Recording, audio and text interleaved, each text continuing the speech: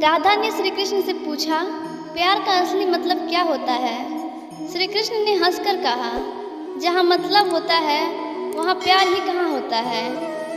मेरे भी कई जन्म हो चुके हैं, तुम्हारे भी कई जन्म हो चुके हैं। ना तो यह मेरा आखिरी जन्म है और ना ये तुम्हारा आखिरी जन्म है। प्रेम एक ऐसा अनुभव है जो मनुष्य को कभी परास्त नहीं होने देता, और घृणा एक ऐसा अनुभव है जो मनुष्य को कभी जीतने नहीं देता।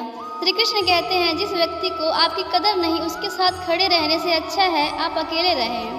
परिवर्तन इस संसार का नियम है। कल जो किसी और का था आज वो तुम्हारा है, एवं कल वो किसी और का होगा।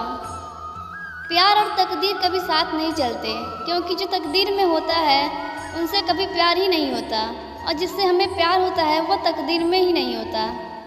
श्री कृष्ण कहते हैं, मनुष्य को जीवन में सर्वश्रेष्ठ बनने का प्रयास अवश्य करना चाहिए, परंतु जीवन में हमेशा उत्तम ही रहना चाहिए। हर कीमती चीज़ को उठाने के लिए झुकना ही पड़ता है। माता पिता का आशीर्वाद भी इनमें से एक है। अगर व्यक्ति शिक्षा से पहले संस्कार, व्यापार से पहले व्यवहार और भगवान से पहले माता पिता को पहचान ले तो जिंदगी में कभी कोई कठिनाई नहीं आएगी। स्वार्थ में रिश्ते बनाने की कितनी भी कोशिश करें वो कभी नहीं बन सकते, और प्रेम से बने रिश्ते को कितना भी तोड़ने की कोशिश करो वो कभी नहीं टूटते।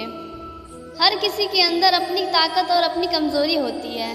मछली जंगल में नहीं दौड़ सकती और शेर पानी में राजा नहीं बन सकता, इसलिए अहमियत सभी को देनी चाहिए। श्री कृष्ण कहते हैं, एक बार माफ़ करके अच्छे बन जाओ, पर दोबारा उसी इंसान पर भरोसा करके बेवकूफ़ ना बनो। कभी भी स्वयं पर घमंड मत करना। पत्थर भी भारी होकर पानी में अपना वजूद खो देता है। हद से ज़्यादा सीधा साधा होना भी ठीक नहीं, क्योंकि जंगल में सबसे पहले सीधे पेड़ को काटा जाता है। बुरे कर्म करने नहीं पड़ते, वो हो जाते हैं, और अच्छे कर्म करने पड़ते हैं। कृष्ण कहते हैं, अहंकार मत करो किसी को कुछ देकर, क्या पता तू दे रहा है या पिछले जन्म का कर्ज चुका रहा है। अहंकार करने पर इंसान की प्रतिष्ठा, वंश, वैभव तीनों ही चले जाते हैं। जब आपके जीवन के चारों ओर हताशा और निराश हो, जब दुख ने आपको हर जगह से घेर रखा हो, तब आप सच्चे मन से श्री कृष्ण जी के नाम का दीपक जलाना और अपना सब हाल श्री कृष्ण को सुना देना। श्री कृष्ण स्वयं आपके सब दुख हरने आएंगे। तुम उसके लिए शोक करते हो जो शोक करने योग्य नहीं है। बुद्धिमान व्यक्ति ना जीवित और ना ही मृत व्यक्ति के लिए शोक करते हैं। मनुष्य का जीवन केवल उसके कर्मों पर चलता है। जैसा कर्म होता है वैसा उसका जीवन होता है। क्रोध की अवस्था में भ्रम जन्म लेता है। भ्रम बुद्धि को नष्ट कर देती है।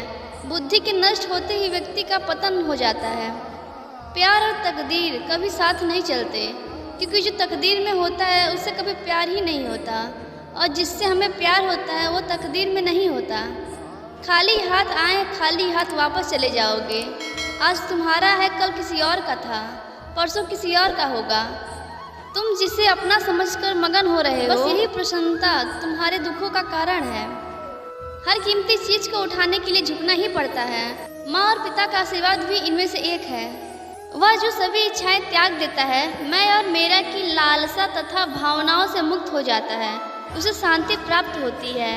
अगर व्यक्ति शिक्षा से पहले संस्कार और व्यापार से पहले व्यवहार को, भगवान से पहले माता पिता को पहचान ले तो जिंदगी में कभी किसी को कठिनाइयाँ नहीं आएंगी। फल की अभिलाषा छोड़कर कर्म करने वाला पुरुष ही अपने जीवन को सफल बनाता है। जीवन में समय चाहे जैसा भी हो, परिवार के साथ रहो। सुख हो तो बढ़ जाता है और दुख हो तो बढ़ जाता है। जब आप प्रभु के साथ जुड़ जाओगे तो आपकी परीक्षाएं आरंभ हो जाएंगी। कुछ लोग इसे दुख समझते हैं तो कुछ लोग प्रभु की कृपा। बुरे कर्म करने नहीं पड़ते और अच्छे कर्म करने पड़ते हैं। राधा कृष्ण का मिलना तो बस एक बहाना था। दुनिया को प्यार का सही मतलब समझाना था। जीवन ना तो भविष्य में है और ना ही अतीत में। जीवन तो इस पल में है, केवल इस पल में। लोग कहते हैं अपनों के आगे झुक जाना चाहिए, किंतु सच बात तो ये है, जो अपने होते हैं वो कभी झुकने नहीं देते। इस संसार में मूर्ख व्यक्ति, अधर्मी, ज्ञानी और नास्तिक प्रकृति का व्यक्ति मेरे शरण में स्वीकार नहीं है।